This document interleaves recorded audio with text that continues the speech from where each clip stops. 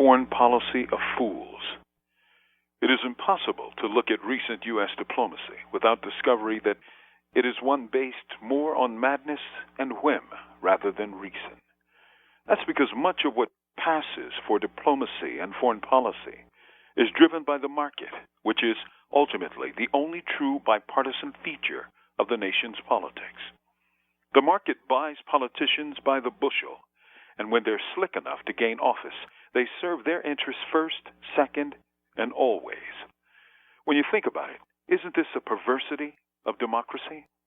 In Raj Patel's fine new book, Stuffed and Starved, The Hidden Battle for the World Food System, we find a telling quotation from Robert Strauss, the former head of the Democratic National Committee, describing his relationship with the agricultural business giant Archer Daniels Midland.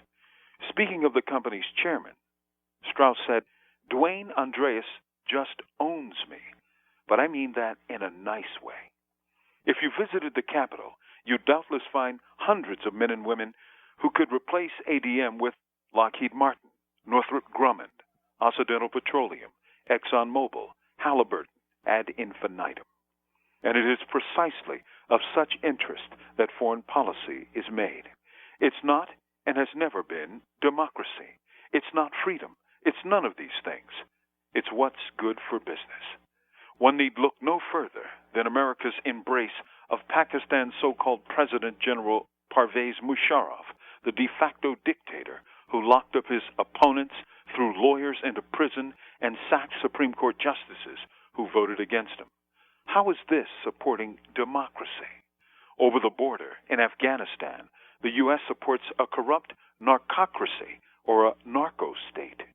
The preferred U.S. ally is a military junta, a dictator, which oppresses its people with violence and terror.